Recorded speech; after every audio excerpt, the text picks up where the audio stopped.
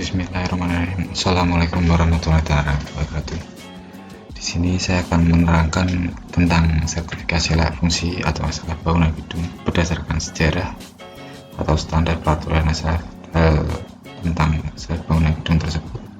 Kemudian pengertian SLF serta tata cara pembuatan SLF yang berguna bagi owner, konsultan maupun pengkaji bangunan gedung tersebut. Serta di sini ada poin yang membuat istilahnya poin terpenting dari sekian banyak hal tersebut ialah kelebihan dan kekurangan SLF sistem yang saat ini sedang digunakan menurut pandangan dari saya. Ya, pertama, proyek yang pernah saya kerjakan dengan dasar SLF tersebut antara lain di kota Semarang, di kota Ungaran, Solo, Sukoharjo, Jepara, serta Kebumen, dan kemarin baru ada kita di Magelang juga yang tahun 2020 ini, yang Februari 2019, beberapa kota yang sudah saya sebutkan tadi. Kemudian background saya kenapa bisa mengungkapkan hal SLF ini ialah saya terus terang background bekerja sebagai tenaga ahli atau praktisi bangunan gedung, terutama di bidang struktur. Saya praktek dari sejak tahun 2016 sampai dengan 2018 saya masih menjadi asisten salah satu dosen guru besar teknik sipil di Universitas Islam Sultan Agung, yaitu Prof. Antonius, yang sampai saat ini sering saya berkomunikasi dengan beliau. Kemudian dari 2018 sampai sekarang saya sudah berdiri sendiri sehingga kita lebih banyak saling sharing tentang pengalaman atau pekerjaan. Kita mulai dari pembahasan yang SLF tadi. Apa itu SLF? SLF sendiri setelah sekian banyak peraturan yang saya sampaikan tadi, SLF sendiri adalah suatu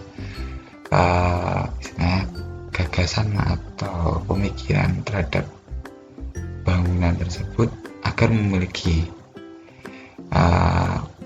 suatu gambaran bahwa bangunan terwujudnya bangunan gedung yang selalu andal dan memenuhi persyaratan administratif dan persyaratan teknis bangunan gedung sesuai dengan fungsinya, guna mewujudkan bangunan gedung yang fungsional sesuai dengan tata bangunan berserasi dan selaras dengan lingkungannya, diselenggarakan secara tertib untuk menjamin keandalan teknis bangunan gedung secara terwujudnya kepastian hukum dan penyelenggaraan bangunan gedung tadi.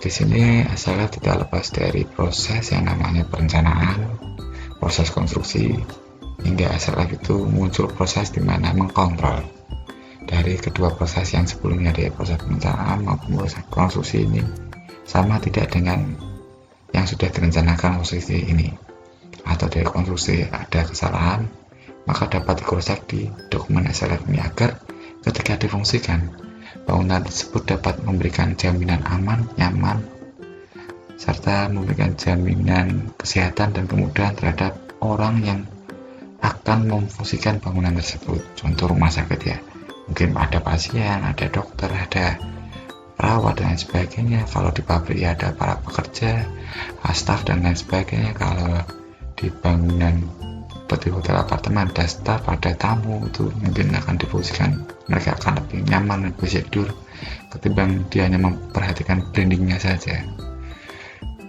Kemudian dari kata andal sendiri, yang dimaksud andal ialah menjawab tentang keselamatan, menjawab tentang kenyamanan, menjawab tentang kesehatan, serta kemudian dari bangunan itu sendiri, itu yang dinamakan andal. Kemudian dari administratif ialah dokumen perencanaan dan konstruksi. Tadi yang saya sampaikan, perencanaan itu apa? Seperti DED, seperti tata tanah, seperti gambar rencana-rencana lain yang terplanning oleh perencana, konsultan perencana, yang direalisasikan oleh konstruksi atau kontraktor dengan melampirkan beberapa spek material yang sudah diuji, katakanlah memakai beton mutu K300 seperti perencanaan, ternyata diuji di lab, biasanya umumnya pada hasilnya lebih dari sekitar K300, katakanlah K320, K300 berapa, itu umumnya seperti itu. Di konstruksi jadi lebih menjelaskan atau lebih merealkan perencanaan tersebut agar mutunya itu tidak sampai di bawah dari perencanaan. Kemudian apa yang dimaksud dengan teknis? Teknis adalah kajian oleh tenaga ahli bangunan oleh konsultan pengkaji. Ini yang saya sampaikan kerja dari konsultan itu bagian dari kajian ini yang menjawab serangkaian kegiatan seperti keselamatan, kenyamanan, kesehatan, dan kemudian di mana keempat aspek ini dibagi-bagi oleh 3 tenaga ahli dan 1 tenaga ahli tambahan untuk K3 atau lingkungan. 3 tenaga ahli itu ya arsitek, struktur, dan mekanikal, elektrikal, plumbing. Kemudian pembuatan SLF itu ada 2 proses, sebenarnya 2 proses ya. Pertama, pembuatan pertama kali, yang kedua perpanjangan SLF setelah 5 tahun dari pembuatan pertama kali. Yang pertama yang harus disiapkan oleh pemilik bangunan ialah menerima rekomendasi untuk terbit SLF. Jadi setelah bangunan itu nanti dimasukkan ke dinas, katakan dinas Distaru atau DPU, nanti setelah dikaji dari konsultan, nanti bangunan gedung itu mau tidak mau, suka tidak suka, akan mendapatkan rekomendasi ataupun kesimpulan dari konsultan, dimana boleh dilaksanakan atau tidak dilaksanakan itu monggo terserah dari pemilik bangunan gedung, syarat agar dilaksanakan dan memiliki jangka waktu tempo tertentu, sehingga bangunan tersebut hasil dari SLF itu tidak hanya sekedar tertulis tapi real di lapangan dilaksanakan, harapannya seperti itu. Kemudian dari 5 tahun setelah SLF itu selesai, maka pemilik bangunan dilakukan cek atas rekomendasi SLF pertama kali tadi.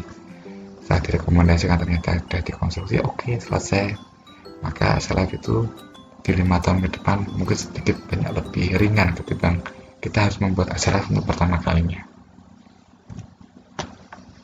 Dan tujuan SLF itu sendiri secara ideal dalam arti kenapa dibuat SLF pemerintah ialah dengan dasar perencanaan, konstruksi, kemudian muncul peraturan SLF ini, di mana perencanaan itu menjawab dari owner mempunyai keinginan bangunan tersebut, mau membuat bangunan, katakanlah buat bangunan rumah sakit ya, seperti apa rumah sakit tipe B, tipe C, tipe D, itu kan beda-beda spesifikasinya dari sebelah tempat tidurnya dan lain sebagainya, pabrik juga beda-beda, itu tergantung keinginan owner.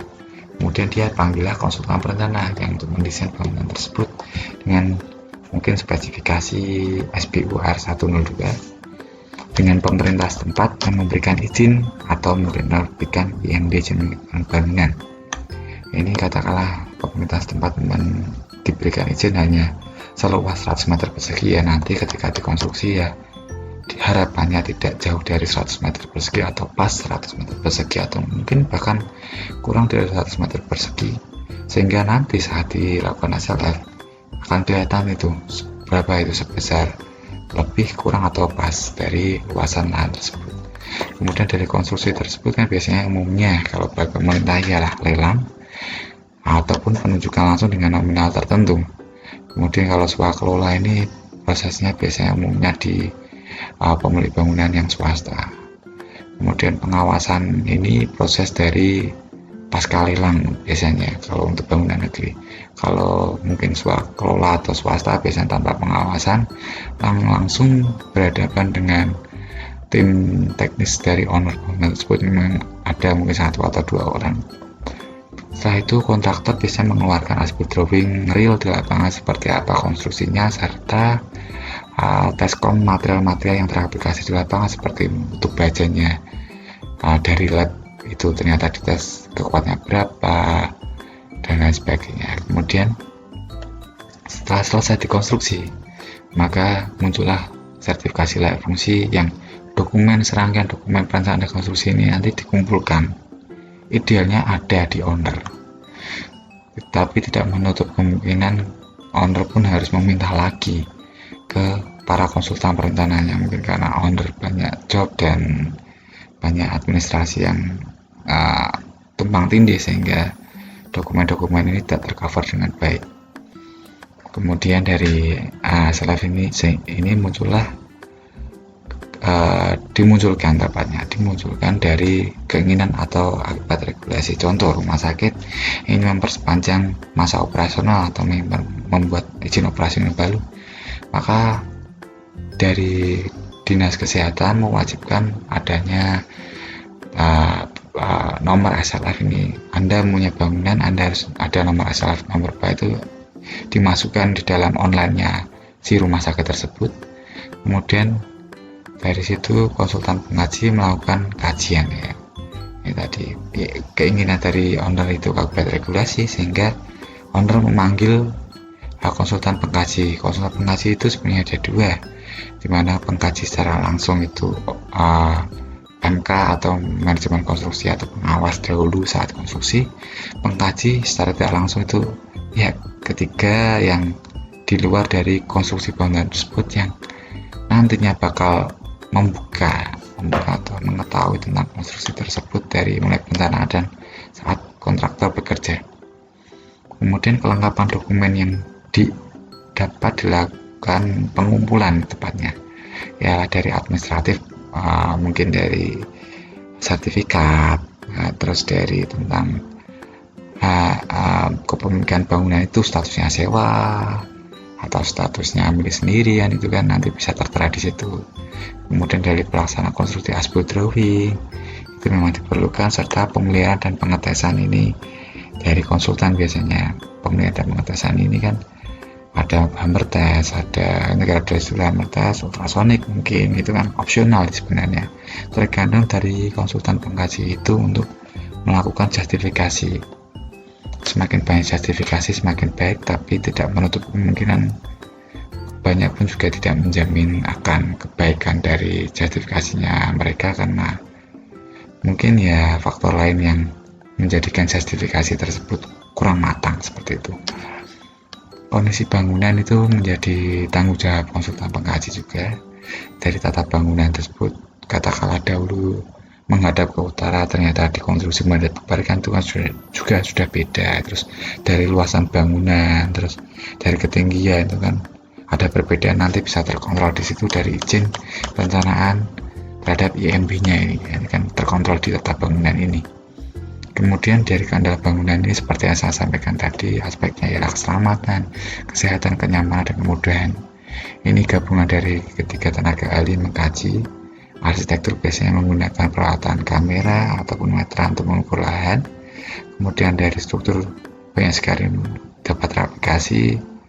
Kemudian dari ME juga sama, banyak alat untuk mengukur kenyamanan maupun dari suhu, kelembapan udara, maupun aspek-aspek lainnya seperti pencahayaan itu kan akan diukur, karena contoh rumah sakit itu kan berbeda spesifikasinya dengan bangunan pabrik kalau untuk pencahayaan sendiri.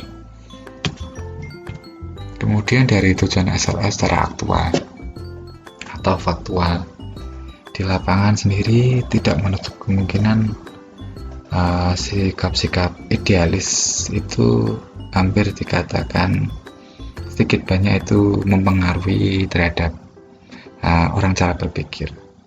Jadi ketika si pembuat regulasi itu mengharapkan idealis, tapi kenyataan di lapangan, kenapa kita harus membuat SLF? Ya karena regulasi itu sendiri. Contoh, bangunan tipe sederhana seperti rumah tinggal dan kompleks perumahan ini kan hampir sama ya fungsinya karena bangunan sederhana kan. Tapi karena regulasi atas kesadaran diri sendiri, nggak ada regulasi tuntutan untuk rumah tinggal harus SLF nih. Kalau enggak, rumah tinggal akan demolis, atau rumah tinggal akan di blacklist atau apa, itu kan nggak ada regulasinya tersebut, karena memang rumah tinggal ya hak pribadi orang. Tapi saya rasa di rumah tinggal pun mungkin ada, tidak hanya diri kita sendiri yang tinggal di situ, mungkin ada anak, istri, atau mungkin ada orang lain kos atau kontra, itu kan orang lain pun perlu rasa nyaman terhadap rumah tinggal yang ia tempati kan, seperti itu cukup baik juga apabila dilakukan SLF. Kalau tidak pun juga tidak apa-apa, umumnya hanya rumah tinggal kan tidak terlalu riskan ya, bebannya pun hanya beban ringan. Serta kompleks perumahan ini, kalau kompleks perumahan ini memang ada regulasinya, karena kalau seperti pertelaan hotel, apartemen itu kan ada regulasinya juga. Apapun beroperasional atau izin baru itu biasanya harus melampirkan SLF ini, bahwa menyatakan rumah tersebut dengan tipe itu sudah layak huni dari aspek keselamatan, kenyamanan, kemudian bangunan tersebut.